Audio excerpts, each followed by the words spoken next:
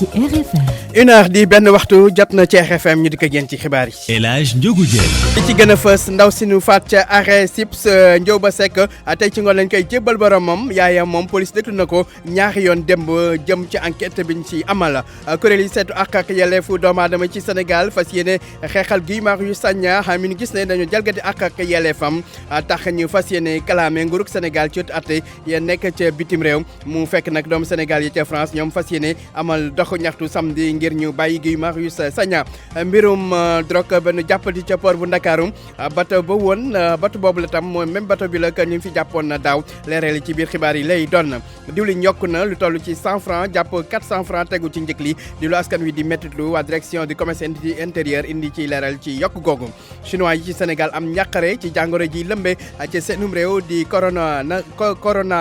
coronavirus mën nañoo nag ñoom nag jamono ji mëntuñoo dem wuti marchandise ndax feebar bi wante seen mbokk yi nag ñu ngi ci jàmm daa ngeen si dégg reportage Anna Rocha ci xibaar yi xibaaru bitim réew Adjaratou Binta Diallo lañ ci àndal Adjaratou ñu ngi lay nuyu. maa ngi lay nuyu bu baax Alaaji Ndiogou Diène Moustapha Cissé Lo ndax dina réussir doxu tànku jàmm bi nga xam ni parlement CEDEAO moo ko fa yabal ca Gambie lu ci mën a am mooy giseem ak opposition bu Gambie am na lu ca ruusee ci lu baax président Barrow dina dalal tey jii si ngoon président Moustapha Cissé Lo mu ànd caak délégation bu am solo ci ay parlementaire CEDEAO Guinée-Bissau parti ka fa nekkoon président di ndem si yàlla Kumba Yàlla mi ngi tuumaal CEDEAO PRS nee na xamul ana lu tax CEDEAO na pat boobu ba léegi ñu war a teg umbaloo ci bopp réew mi te àddul jëm ca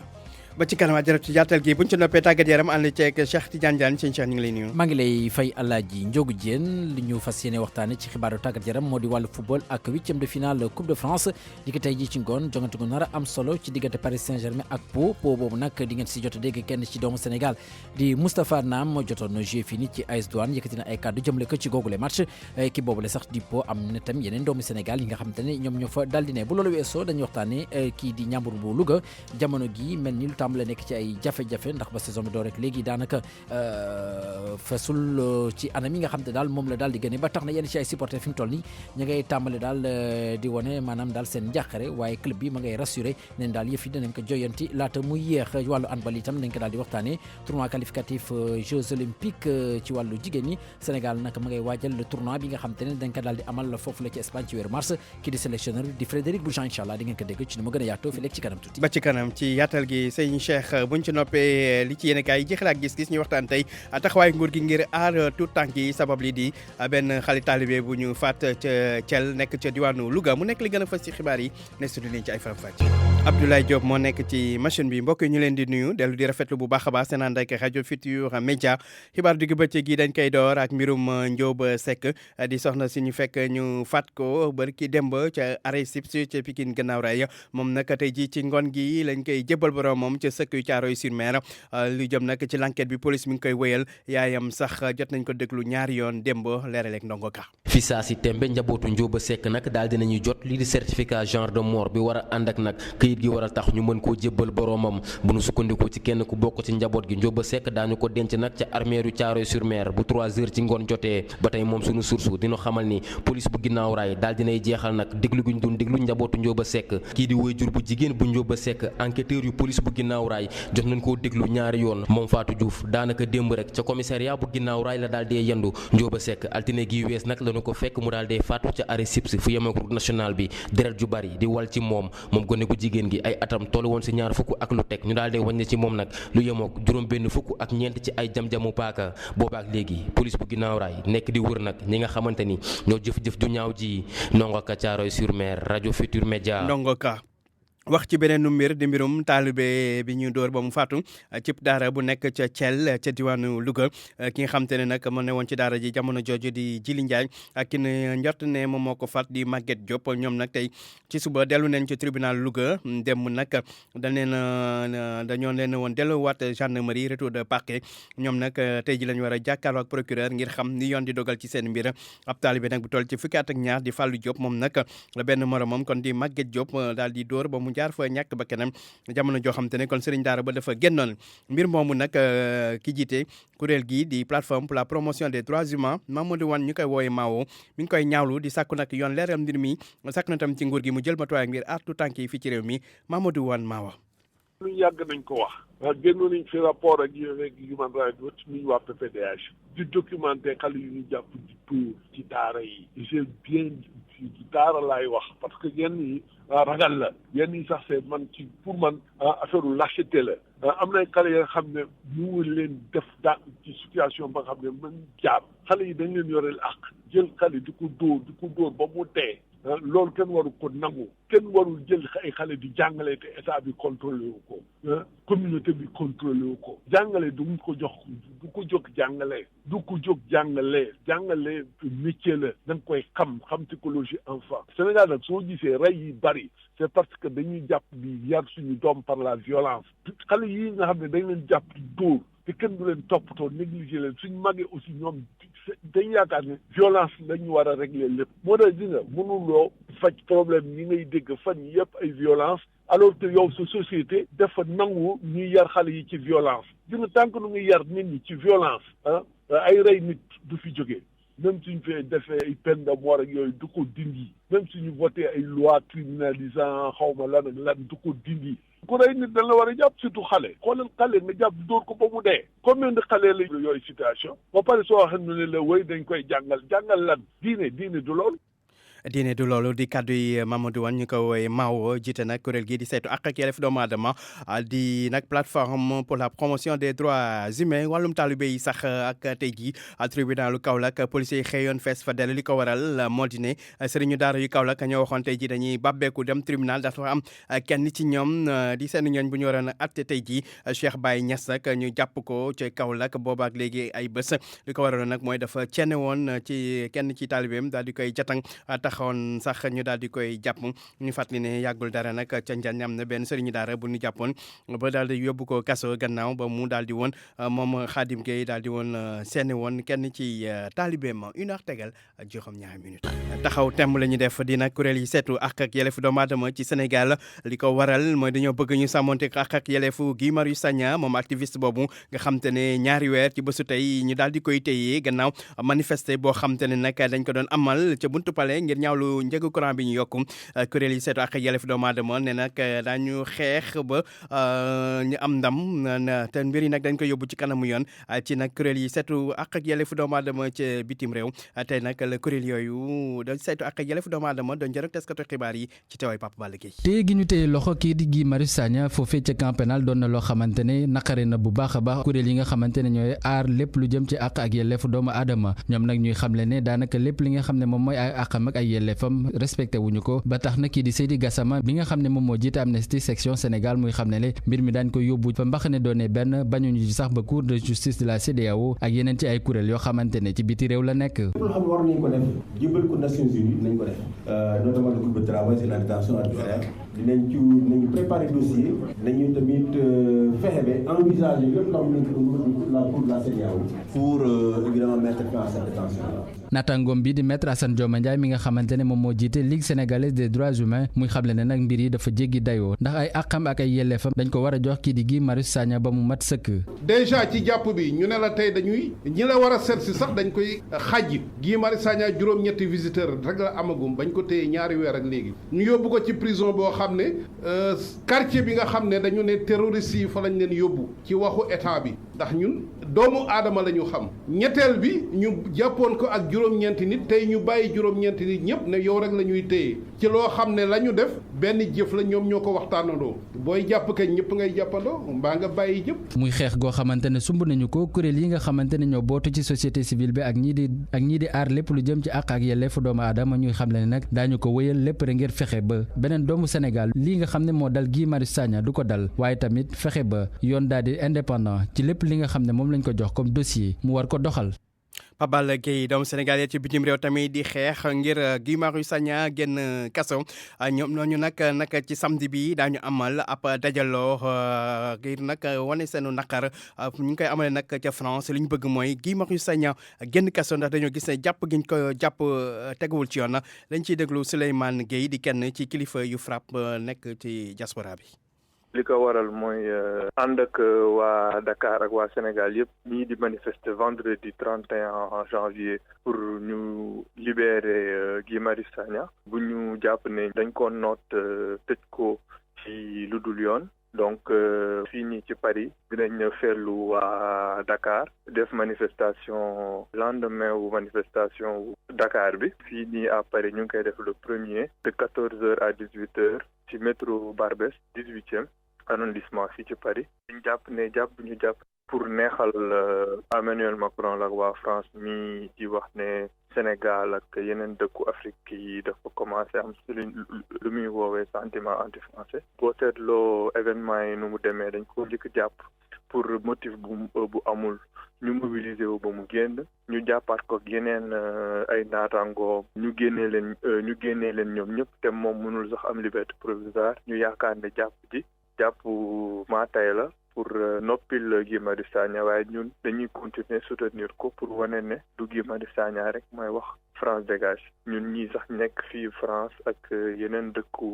àdduna bi dañuy wax loolu dañ koy jàppale ci combat boobu noonu moo tax organisation société civile yu nekk fii ci France ak parti politique yi ak FRAPP fii ci diaspora bi ñëpp ñu ngi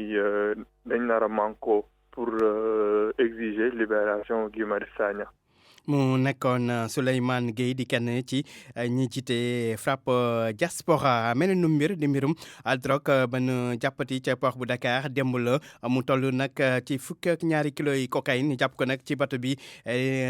tudd Grande Nigeria loolu nag bu ñu sukkandikoo ci ñi saytu mbir mi du lu bees ndaxte bato boobu lañ fi jàppoon tam di jàpp bu njëkk bi nga xam te ne toll woon na ci lépp juróom-ñaar téeméeri kilos yi cocaïne boobu léegi nag bato boobu mi ngi ci woon ndax. dañ ko sisiroon jëm nag ci enquête bi nga xam te ne ubbi woon nañ ko ci leeral ak Georges de ci Diop. Grande Nigeria mosut a jóge ci port bu Ndakaaru moo nga fa ba léegi bi ñu tiyee lu toll ci juróom-ñaari téeméer ak juróom-ñetti fukki kilogramme cocaïne ak juróom-ñett ci weeru juin 2019 bato bi jamono ji ci procédure de saisie la nekk équipage bi di équipage italien moom itam mu ngi ci Ndakaaru di toppalante ngir def maintenance su navire ba kon nag saisie bu démb ba maanaam téeméer ak ñaar fukki kilogramme cocaïne ñaareel bi yoon bi la ci navire bi di Grande Nigeria drogue bi mu ngi nekkoon ci système de ventilation bu bato bi bu li ni mel amee nag li ko waral moo di fuy yi nga xamante ne waa douane ak ñeneen ñu ngi ko doon def ca bato ba loole nag yombul woon ndax bato bi dafa rëy lool te agent yi amuñu woon xarañteef gi mën a yombal seeni liggéey ci wàll wa loole tax sax ba administration bu douane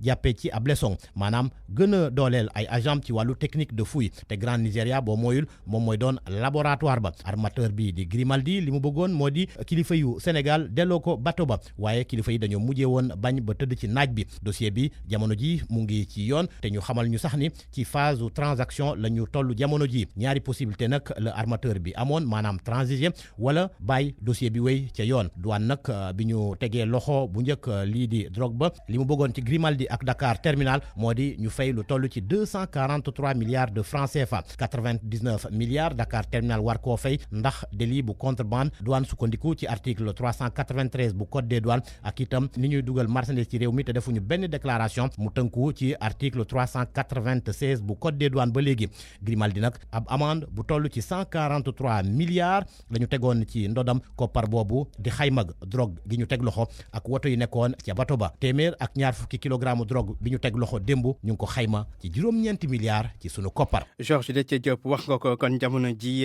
douane nag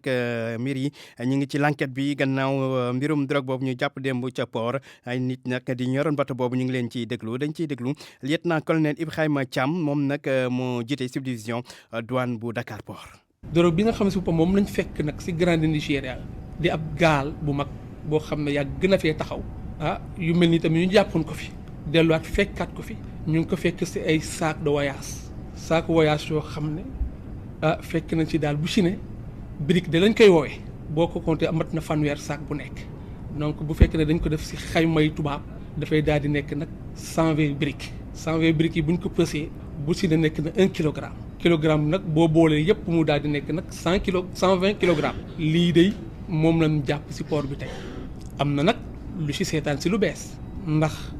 marque yi nga xam ne si boppam moom lañ seede woon se yan njëkkoon a jàpp dafa xaw wuuteeg marque yii nga xam ne moom lañ fekk si saak yii ba ñu jàpp ne lii nga xam ne si boppam moom lañ si fekk dafa niroog lu bees la pour saytu ko nag service yi déjà commencé nañu ndax gaal gi ñi fi nekkoon di nga xam ne ñoom ñooy yor lépp luy wàllu technique pour maintenance bi ndax bu gaal gi bañ a paan ndax gaal dafa laaj moyens yu bëri ñooñu ñu ngi leen di déglu si waxtu yii ñu wax ak yéen ñi nga xam ne nag si boppam ñooy autorité judiciaire yi yëgal nañ leen ko suñuy kilifa ñooñu yëgaloon delloowaat na leen xabaar bi moo tax ñun ñëpp ñu taxaw di waxtaanee nag yéen tey si mbir mu bees bii. ci ñu waxtaan ak yéen ci mbir mu bees bi di kàddu yi lieutenant colonel Ibrahima Thiam moom nag moo jiite subdivision douane bu Dakar port 1h tegal fukki minute ak juróom ca marché Tilène ak marché Castor. RFM rajo askan wi. wax ci leneen mu jëm nag ci wàllu dundinu askan wi ak yokkute gu ñu nemmeeku ci njëgu diwlin bi daanaka lii di litre bi nag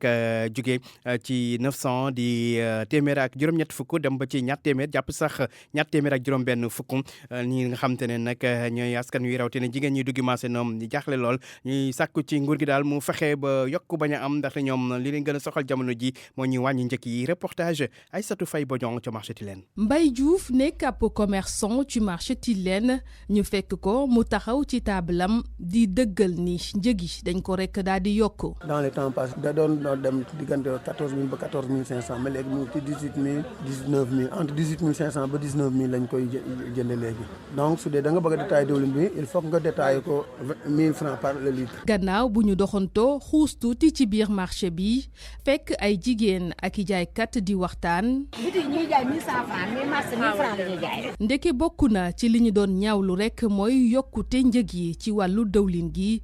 bu ñu sukkandikoo ci ku jigéen kile. mën nañu dimbale rek wàññil ñu prix yi waaw parce que looy ñëw looy indi yemale ko ci ndugg mi wax dëgg yàlla kii na daal nañ ci dawal yërmande tuuti wàññi. waaw wàññi ko seer na. fu mu toll nii ñaata la ñuy yokk. bi man de démb bi maa war suñu koñ sax ba sonn amul damaa jënd bu benn litre bi 1300 laa ko jënd benn kii mais bii nii 1000 francs lañ koy jaayee am na bitig yoo xamante ne 1100 francs lañ koy jaayee. daal di nemmeeku yokkute njëg yi ci marché bi nekkatul lu bees fii ci biir Sénégal ndaw si di woo consommateur yi ñuy daal di fagaru saa su nekk. yokk Sénégal c'est banal chaque jour ñu yokk donc dañ koy sóoraale rek ça va on peut gérer alhamdulilah. prix bidon bu 20 litres ñu ngi ko doon jaayee ci ñaari junni ak ñeenti téeméer waaye nag jàll na ci ñaari junni ak juróom-ñeenti téeméer consommateurs yi di ragal ni fii ak fan yeneen produit ñu daal di ci yokk. Aïssatou Faye Bodian yokk boobu nag li ko waral moo di ne diwlin moo manqué ci Afrique sowu jant ki ko xam ne nag mooy directeur di commerce intérieur wante nag moom Ousmane Mbaye mi ngi dalal xel yi nee na nag mbir yi lépp dina delluwaat jaax yoon bu ñu jotee ci stock boo xam te ne mi ngi ci port bu Dakar ñu déglu ko moom Ousmane Mbaye ci jokkoom ak Aïssatou Faye Bodian. diwlin bi dama naan xëy na peut-être bi fi ñu am jafe-jafe mooy si huile format 20 litres c'est vrai que mooy format bi nga xam ne moo ëpp lu ñuy jëfandikoo li koy indi mooy dafa nekk produit boo xam ne nii que fa muy jógee foofu la wàññeeku lool ci jamono yi weesu alors ñu liggéey ci aussi ak ñi nga xam ne ñooy liggéey diwlin ci réew mi ko fi liggéey ak ñi koy importé ba jëf nañ ci ay jéego yu am solo pour rétablir les stocks ci maanaam mu gën a gaay moom nañ jot li sax semaine bii nii rétablissement des stocks boobu dina enclenché wu te grève bi amoon ci port bi pendant 2 jours 3 jours ci week-end bi moo xawoon rétablir les stocks mais aujourd'hui ce matin bi ñu defee situation bi gis nañ ni que format 20 litres bi ñu commencé génn te am nañ yaakaar ni fii ak fin de semaine jëm semaine bi di ñëw stock dina mën a rétablir alors li am solo it ci diwlin mooy format yi nga xam ne ni que ay format yu jege ñi nga xam ni ay néew ci doole lañ ay dosette format yi liggéey nañ ci ak usines yi nga xam ñu ngi koy def pour ñu mën ko yokk de sorte que bu ñu gisul format 20 litres bi aussi ñu mën a continuer di am format yooyu te format yooyu ba léegi seen prix fi ñu nekkoon jógu fa donc li am mooy benn format boo xam ne nii que moom la ñu doon gën a am lu ñu soxla format bi manqué maanaam lu amul la daal fi ne nii donc ñu ngi liggéey ci rétablissement bi tey commencé na génn te am nañ yaakaar ni que fii ak semaine bi di ñëw dina marché bi dina rétablir li am solo daal ci marché bi de façon générale mooy ñu ngi liggéey ci disponibilité produit yi liggéey aussi ci que su disponible aussi fépp fu ko nit soxla mën ko jot ndax loolu moo ñuy mën a dimbali ba nga xam ne tout le temps stabilité bi nga xam ne ni que moom la ñu ut ci marché bi. mu nekkoon Ousmane Mbaye di directeur du commerce intérieur. président Macky Sall di xamle ne fukki bloc ak ñaari pétrole yi nga xam te ne feeñ ci Sénégal ci leeraange gi mat sëkk lañ ko fas yéene yore moom njiitu réew mi wax lu ni mel tey jii bi mu doon teew ci ubbiteg ndaje bi nga xam te ne ñeenti réew yi di Sénégal Guinée Bissau ak Gambie ñoo ko seq di ci waxtaan rek lépp lu jëm ci wàllum pétrole ñu déglu ay kàddoom moom président Macky Sall ci micro Abdou Diouf Junior. Au nom du principe de transparence qui guide l'action publique, l'État du Sénégal a lancé. ci principe transparence bi tënk sunu doxalin maanaam action publique bi nguuru Sénégal lancé na lu yàggul ay weer a ngi ay recherche yu jëm ci fukki bloc ak ñaar fukki bloc libre offshore mu di bu njëkk ci histoire gëstu ci wàllu pétrole fii ci Sénégal loole nag lii sabab li ñaar la am ay découverte yu bees yi tax bu ñuy yokk sunu réserve hydrocarbures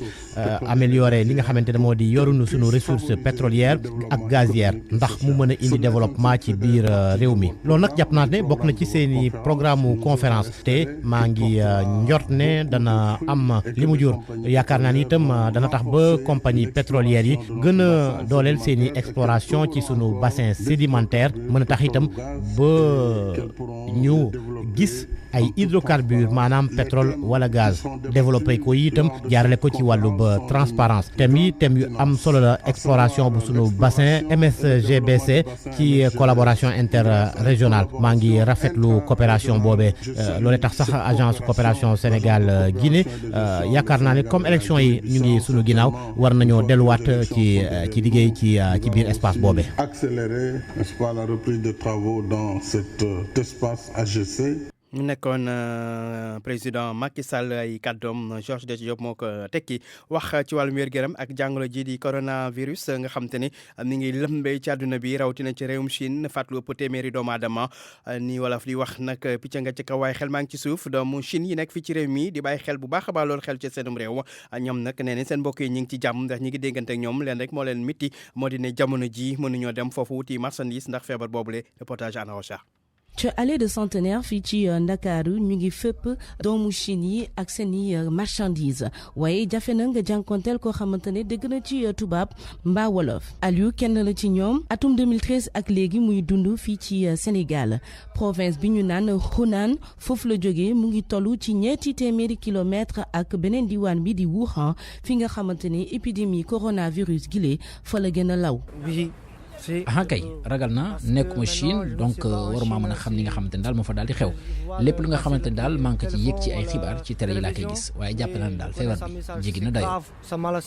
jamono yi nag nee na njabootam ñëpp ngi ci jàmm waaye nag am na ci tuuti tiitange. jamono ji nag mënuma dellu Chine waaye ñi nga xamante ne ni ñoo di sama waa réew nekk fa ñoom ñëpp daal maa ngi leen di encouragé ndax yëf yi yombul waaye nag ci lu jëm si sama wàllu njaboot jàpp leen ni jamono gi amul kenn ki nga xamante ne daal feebar bi tëral na la chinois yi nga xamante ni ñoom ngay gis fii ni Dakar ñu si bëri si ñoom toog nañu ñaar jàpp ñetti semaines yi nga xamante ni ñu ngi seen kër.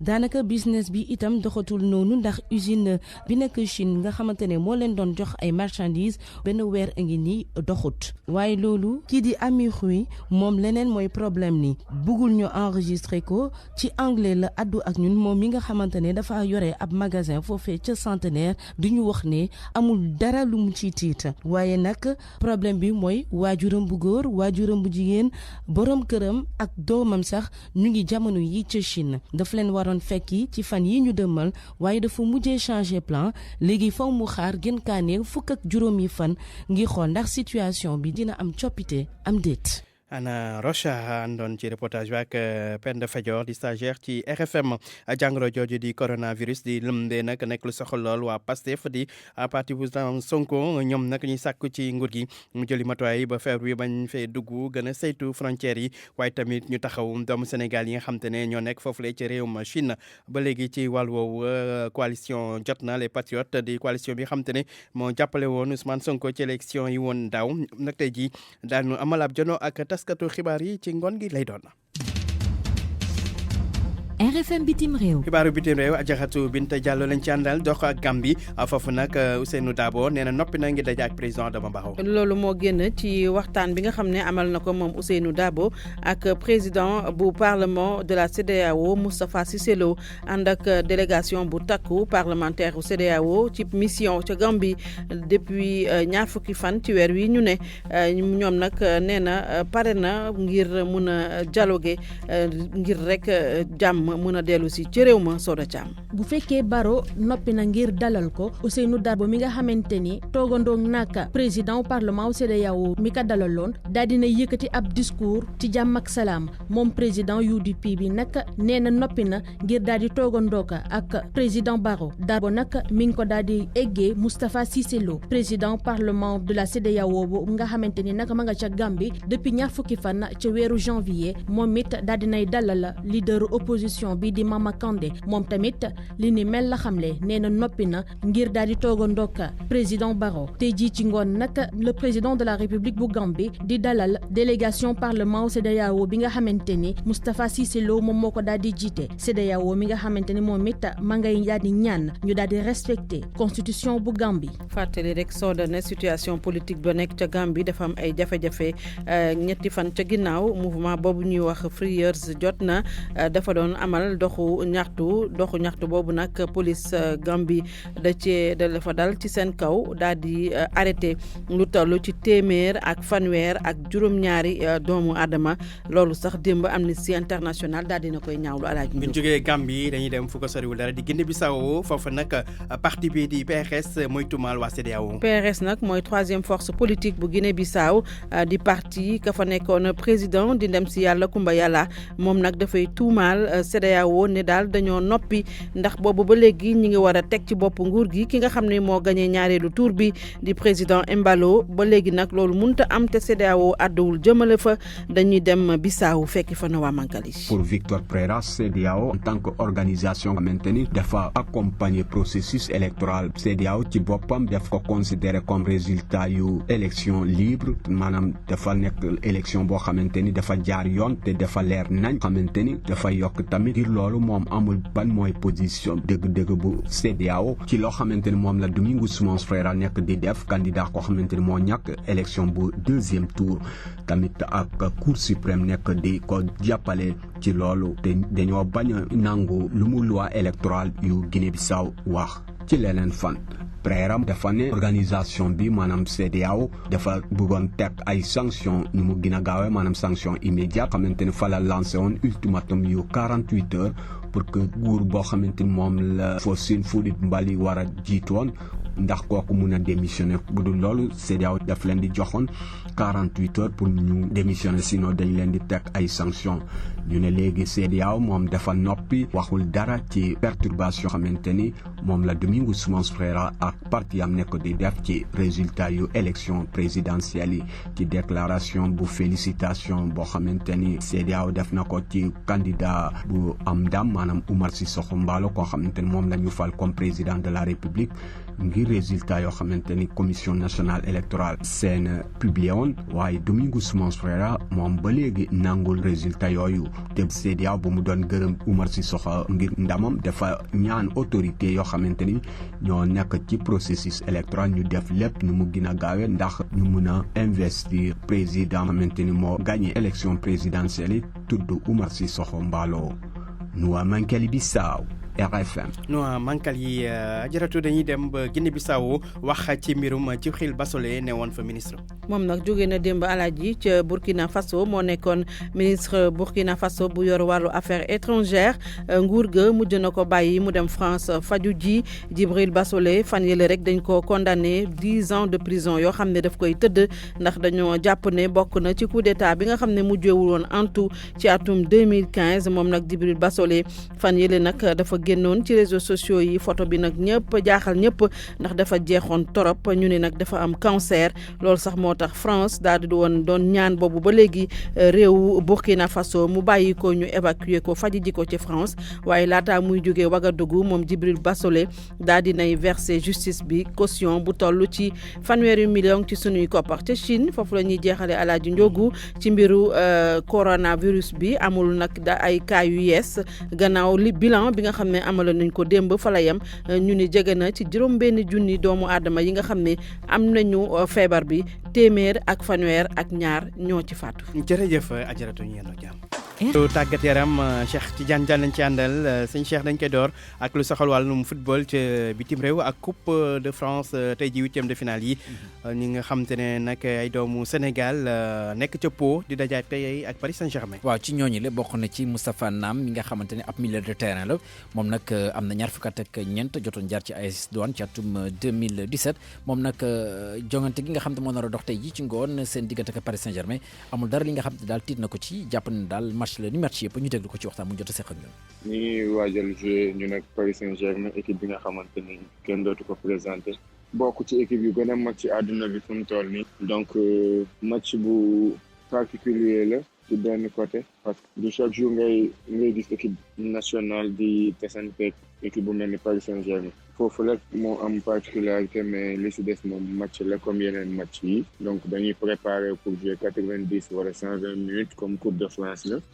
jouer ci ni ñu mënee bañ a emporté wu donc voilà préparé woon nañ ko comme niñ ko war a préparé instant bi ni desatul lu dul heure bi jot ñu joué. waaw Paris Saint-Germain moom am nañ ay joueurs yi nga xamante ni kenn dootul leen présenté ay joueurs yu très haut niveau wante du loo xamante ni daf ñuy impressionné parce que tey jii ñun xalaat nañ un jour yegg seen niveau bi ñu toll ñoom. kooku di Moustapha Nam jàppale nag ca Pau lay daal di football Pau mi nga xamante ni tey ci ngoon 17h30 digganteem ak Paris Saint-Germain ci 8e de finale Coupe de France Lille moom dana fekk Épinal ci dëkkam Olympique bu Marseille diggam ak Strasbourg lay daal di doon Saint-Étienne Rennes Dijon ak Belfort du club national 2 ñoom jot nañoo qualifié ci wàllu quart de finale itam ca Italie Coupe d'Italie jàppale 19h45 tey ji ci ngoon diggante Inter de Milan ak Fiorentina Napoli Juventus Milan AC ñoom daal nañoo qualifié ci wàllu demi-finale ca Angleterre tey jii ci ngoon nag dañuy daal di dabe seen championnat di seen 18e journée Liverpool 19h45 dana tase ak West Ham United Liverpool moo koy daal di fekke waaye googu la jongante Sadio Mané du ko teewee ndax gaañu bi nga xam ne moom moo ko daal di tëral moom sax di Sadio Mané ci xayma nee nañu fukki fan ak juróom ci weeru février dina daal di dellusiwaat ci yile jongante waaye ba tey ca Angleterre Coupe de la Ligue demi-finale tey yi ab derby diggante ñaari équipe yi nekk ca Manchester di Manchester City ak Manchester United googu lay jongante dañ ko daal di door ci bu 19h45 jotee ca Espagne seen Coupe du Roi ñoom itam ñu ngi seen 8e de finale Real Madrid jamono gi féetee ci bopp rogadu bu championnat bi moom dana fekki ñii di waa Saragosse Real Saragosse seen dëkk ci bu 20h jotee ka féetee si ñaareel place bi nag moo di FC Barcelone moom ëllëg dana tas ak ñii di waa Leganés di ki démb Atlético Bilbao moo di équipe bu njëkk qualifié ci wàllu quart de finale Coupe du Roi d'Espagne Alain Diop. Cheikh des ba léegi ci wàllu football waaye fii ci biir réew mi wax nag ci équipe bi di Njàmbur bu Louga équipe bi daal doxagul noonu gannaaw juróom-ñaari bëccëg yu championnat bi kilifa yi nag di dalal xel yi. waaw ñoom nag fi ñu teetee jamono gi di waa Njàmbur bu Louga moo di place yi nga xamante ni bu ñu sañoon dañu fa daal di ne ndax du doonul place bu gën waaye teewul ba tey ñi nga xam te daal ñoo di seen supporter ci njaaxare lañu dëkk ba tax na fi mu toll nii dañoo bëgg ñu joyanti mbir yi ci nu mu gën a gaawee ñi nga xam te ne ñoo di encadrement technique bi ba jàpp lii di jour yi yëkkati nañ ay kaddu di dalal xel yi ñu ànd seeg Abraham Bourpouya ci juróom-ñaari bëccëg ASEC Njàmbur am juróom-ñaari poñ am ñeenti défaite saa yu su génnee Louga benn poñ dox ci diggante mag ñu nekk ci suufu classement bi ay résultats yoo xam ne neexul benn yoon supporters yi ba ñu koy ñaawlu lii tax nag ba coach bi di ñaan supporters yi ànd ak dal moom nag mu jàpp ne jarul ñu yàkkamti dara nag championnat bi jeexagul Assane Diallo moom mooy entraîneur u ASEC Njàmbur. ci attaque bi 7 matchs la ñu joué je crois on a marqué 8 ou 9 buts donc am nañ 1,8 but par match donc le chantier c'est en défense daan ci liggéey ba arrêté hémorragie bi quoi loolu rek. ñu laaj ko nag ci club bi ni muy doxee ba mel ni joueurs yi amatuñu ab motivation entraîneur bi nag nangu ne am na ay problème à l'interne rawatina ci salaire yi niñ koy yéex a fayee. waaw motivation xam na ñàkk avant nag lu nu laax xam nañ problème salaire nawet bi mi ngi deewaat nii ba tey fay ñu bien que Ali mi ngi colmaté ku soxla kii weer bële laa wax de waaw li ñu yor mooy terrain joueur bu ñëwee quel que soit problème bu mën a am ñu fexe motiver ko beneen façon parce que dafa am beneen façon motivation intrinsèque te kooku nit ki la foofu la ñuy tirer. capitaine bi nag Ablaye Diallo moom lu muy ñaan supporters yi mooy nañu ànd ak dal te gëm tamit projet bile. nit ki boo bëggee gagné moom da nga xam ni perte am na ba pare waaw yàlla def na ni ñooy génn ñooy gisee suñuy match presque booy xool équipe yi dominé wuñu presque dañuy raté ay occasion rek beneen équipe bi dugal moo tax ñuy perte match yi. coach bi ak capitaine bi nag ñoom ñoo ngi woo supporters yi ñu bañ a décourager benn yoon ñëw nekkaat ci ginnaaw équipe bi comme nañ ko doon defee ndax ñu mën leen a pousser ñu mën a am ay ndam ci lu jëm ci seen kanam. waaw fii nag lañ leen soxlaa trop. vraiment gars yi bu ñu découragé nañ ñëw. mu nekkoon Abraham Paul Pouy Louga RFM. Abraham Paul Pouy jàppale ne week-end bi nag di ñëw Njàmbur bu Louga dana taseek jàmbaar bu Saly Teungueth FC jamono gi moom moo féete ci bopp rogaadu Ligue 1 bi juróom benn poñ moo daal dox ci digganteem ak féete si ñaari place bi di AS Douanes Alaaji. Cheikh dañuy daanale ak handball ak équipe nationale bu Sénégal ci wàllu jigéen ñi di waajal le tournoi de qualification Jeux olympiques atum 2020 tournoi qualification googu la nag ni ki weeru avril bi lañ ko fas yéene amal mars kon bokk lañ ko fas yéene amal foofule ca Espagne ñoom nag Sénégal fi mu toll nii jàpp nañu ni tournoi googule war nañ see mën a génn ndax si ñeenti équipe yi nga xam ne ñoom ñoo fa dal di nekk ñaar dañ daal di qualifié ci li nga xamante ni daal moo di tournoi Jeux olympiques bu fekkente ni daal jël nañu lu mu gàtt ñaari place bi loolu nag jàpp nañu ni lu war a mën a nekk la ci kaddu Frédéric Boucham mi tàggat équipe bi ñaanda sexora ci am lu jëm ci tournoi mondial qualification bi jëm ci Jeux olympiques 2020 staff technique bu équipe nationale ñeel jigéen ñi nag jël na ay matuwaayam ngir waajal joueuses yi te la ñu jëm bu ñu sukkandikoo ca kalendi tàggat di Frédéric Boucham. fu mu toll nii yónnee nañu li nga xamante ni moo di vidéo équipe yi ñu nar a tasel Espagne jàpp Suède ba ci Argentine yëpp nag ngir mën a xool li nga xam ne moo di seen point fort ak seen point faible loolu nag daf ñuy permettre ñu préparer gi de tournoi ci anam yi mu gënee. ak Espagne Suède Argentine Sénégal nag ci groupe bi mu bokk ñu ràññee lañu ci wàllum handball ci noonee nag technicien bi di ñu xamal ñan ñooy adversaire u Sénégal. Espagne moom kenn dootu ko présenté moo di vice championne du monde équipe bu Suède ñoom gis nañu ni daanaka ñoom ñoo nekk suñu kanam Argentine aussi dafa di équipe nga xamante ne tàmm na compétition yu ni mel donc ñun rek ñoo ciy bees. on a un petit peu le petit nouveau. kay tàggat gaynde jigéen ñeel handball nag moom rafetlu na bu baax performance yi nga xamante ni équipe am def na ko ci noone itam Frédéric Boucham xamal nañu ne noppi na ngir joxe lépp lu tekkiyo mondial bi laaj ak ndawam yi. on a une équipe qui progresse très très vite. gis nañu nag équipe bu Sénégal nag mu ngay progressé te événement yu ni mel c'est vrai dina am ñi nga xam ne ñoo di favori waaye teewul ba tey ñun dañu jéem a saisir suñu chance parce que aussi qualifier Jeux olympiques bu fekkente ne mën na ne danañ ko def te gëlee tournoi sax danañ mën a permettre ñu gën a préparer les compétitions nekk suñu kanam yu ci mel ni ay Coupe d'Afrique des Nations ba tax na fi mu toll nii lépp li nga xamante ni daal war na incha allah danañ ko def ngir fexe kon bokk nañu qualifier ci Jeux olympiques. tournoi bi nag ñu ngi koy amal ñaar fukki fan ak ñaar ci weeru mars gi ñu jëm ca Espagne lay doon ñaari dëkk yi nga xamante ni ñoom ñooy jiitu ci gila groupe nag ñoom daañu am seen ticket ga leen di yóbbu ca Jeux olympiques Tokyo 2020. Sode Thiam Sénégal match bu njëkk nag ci googule tournoi ci Espagne 20 mars diggam ak Argentine ba ca des ci ëllëg sa 21 mars digganteem ak Espagne mi ko organisé bu mujj nag ci googule tournoi Sénégal dana tas ak ñii di waa Suède le 22 mars alaaji li mu fi gënoon a fës ci xibaaru tàggat